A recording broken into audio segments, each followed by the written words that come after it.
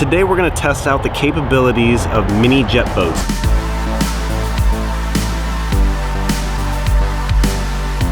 So they're about 12 to 14 feet long, so they carry a pretty small footprint, but the places that they can reach are pretty incredible. Just like me.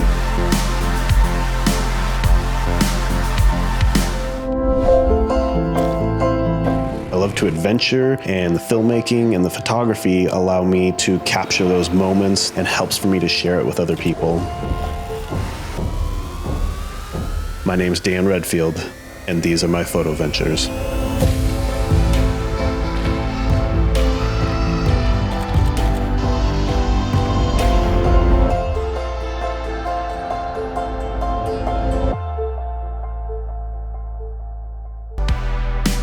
We're going out with our friend Nathan. He's going to show us around, show us a good time, and show us what the mini jet boat community is like in Alaska.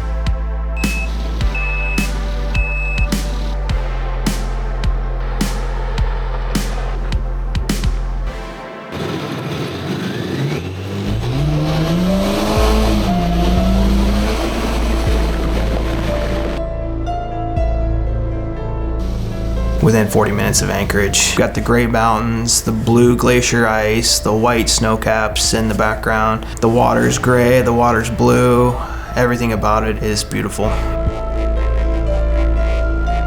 Did a little shallow water, follow the leader game with Eric, testing out what each other's capabilities are. One of the comments that I get a lot from people is these episodes make you feel like you're there, like it's a very intimate experience. So I wanted to kind of capitalize a little bit more on that. So I'm using the GoPro Hero 7. It just puts you on board with me as I'm trying to get the pictures. So you can see me sweating on the focus ring, sweating, moving around, trying to get those shots.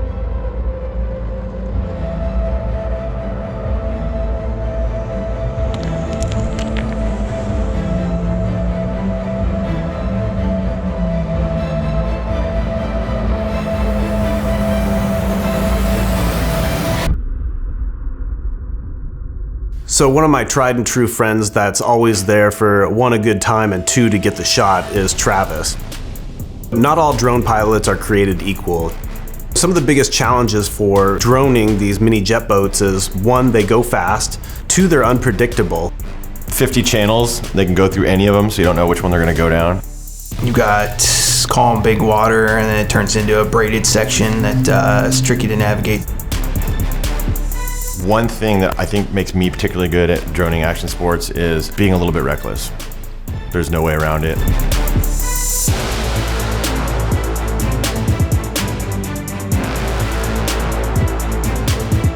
For the inspiring person that wants to go shoot that type of stuff, like, you just need to practice on the sticks and get some time and get the muscle memory and not be afraid to go fast.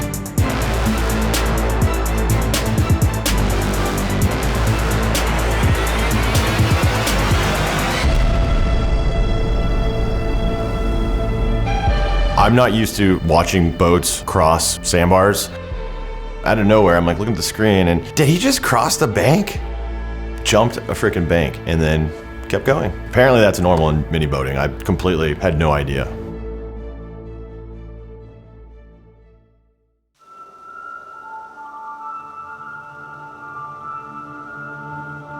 Now, I've never been up Placer River before, but to my surprise, there was this really unique and cool looking bridge that seemed kind of in the middle of nowhere. So this bridge is 280 feet long and 30 feet tall. It was built in a way so that any icebergs coming downstream would have enough clearance to basically float past the bridge. The bridge cost a little over $1.5 million, and it should have a lifespan of 75 years.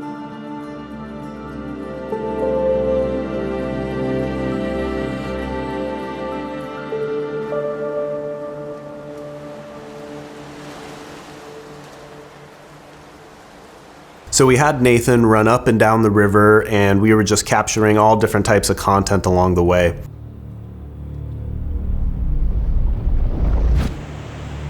Still camera, going handheld. Use the tripod to hide the secondary camera shooting time lapses. Remove ND filter. Passing Travis, invisible high five. 3 points of contact. Check the exposure. Find the ideal position. Check exposure again.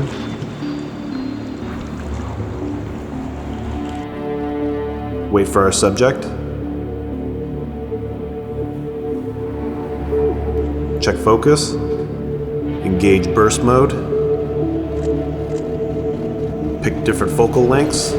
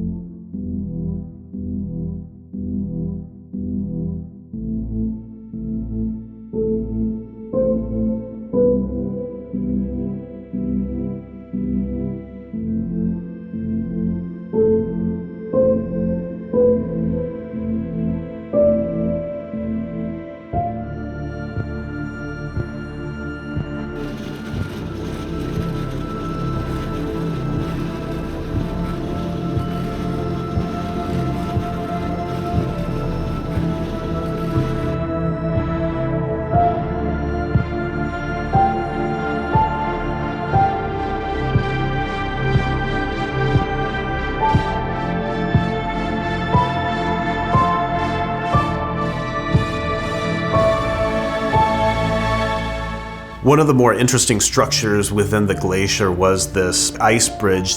Literally any second this thing was going to fall. We found out that the very next day there was a pack rafter out there and he got a little too close and it did in fact drop, and it came pretty freaking close to wiping him out. So lessons learned there, you know, if you see a pretty sketchy formation in the glacier, there's no reason to get close. When they do go in and they do collapse, they cause big time damage.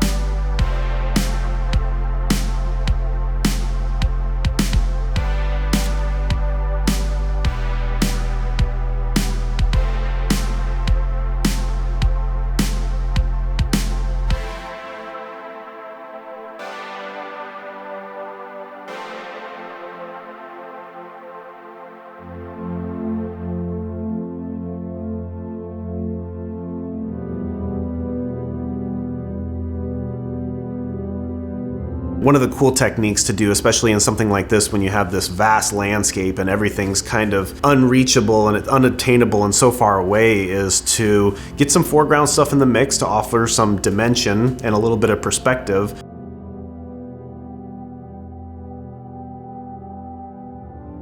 So you've got my hand, the iceberg, and then the glacier in the back, and the POV, or the point of view, is a really cool technique that helps put your audience in your shoes.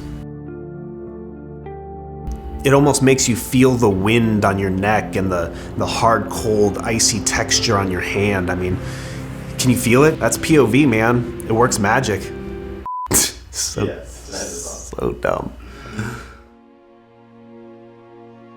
They don't call me the king of the foreground for nothing. Just look at these two images. You've got one image that's the wide landscape with the glacier with nothing in the foreground to give you any dimension or sense of depth. And then you've got the other picture with some foreground elements that kind of help to frame the subject. It's got more layers to it and it's just a more rich picture. So in landscape photography, you're always looking at these wide shots that capture the entire landscape, but I think it's cool to like kind of punch in and get some of those juicy details. Yeah, he said juicy. Juicy. Juicy.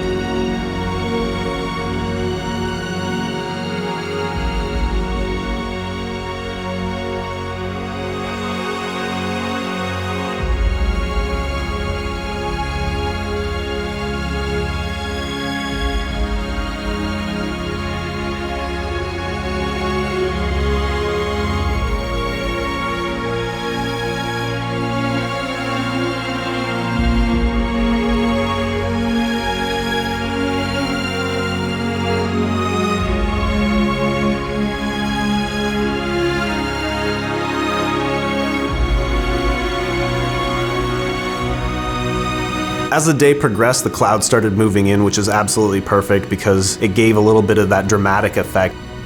When it comes to editing and you've got those really cool dramatic clouds, that always just screams, you know, bumping up that clarity, maybe hitting it with a little bit of dehaze, you know, really pop those clouds a little bit and get some more of that emotion in there.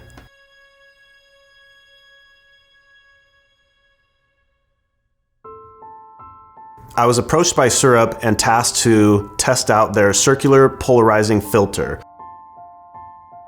This is a kind of unique adventure where I'm going to be on the water, so I'm going to want to limit my reflections, and a polarizer does, for the most part, that.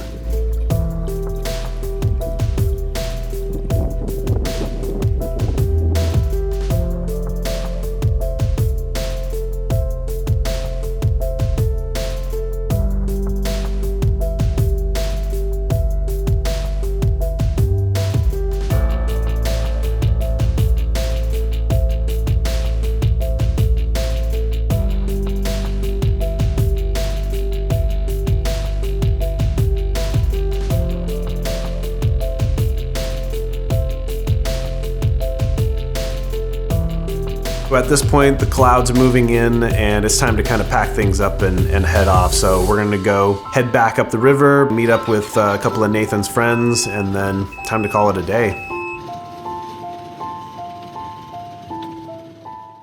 One of the really cool techniques that I haven't been able to utilize a whole lot, but this was the perfect opportunity for it, was using a slow shutter speed while you're moving. We had the two boats going the same speed. I just basically kept my camera locked on that other boat and then rolled that shutter to like 1/30th, 1/45th of a second. The boats are going the same speed, so you're gonna get that in focus, but then everything else around it is moving really fast. What it allowed me to do is get that in-camera motion blur, so everything's blurry except for the boat. And this takes quite a bit of trial and error to get this thing right. You're gonna get a lot of blurry pictures, and that's just kind of the nature of it, but when you start to nail it, it's a really cool effect. Look on your guys' face when we started pulling some wild stuff out at the end was pretty epic to see. The classic, I think we were doing 136 miles an hour when we were doing 50 was something else.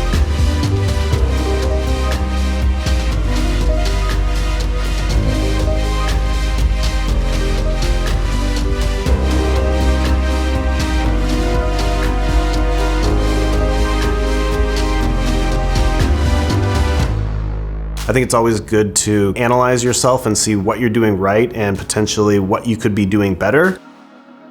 One of the things that I need to do a better job at is capturing more shots of the people in their element, not just, you know, the person in the landscape, but more like where you can see their faces and just get a better snapshot of the people. So I definitely tried to do that more on this adventure.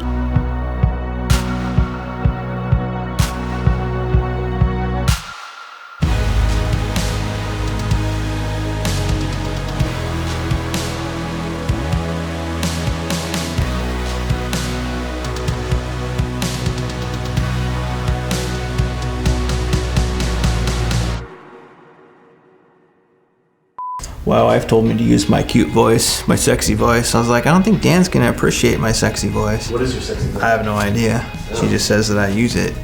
I'm confused. You get that? GoPro, stop this madness. Let's try that again. Hey. No. No. It's a tiny little boat, about 12 to 14 feet wide. It's a... Swing and miss! Okay, take 5. This is the loosest flying there ever was. Hey, do you know how to format the car? Just joking. What happened with Eric? Oh. Who? Right? Eric who? And what I learned was, really? During the interview, you're gonna do that. You know what? I can't work under these conditions.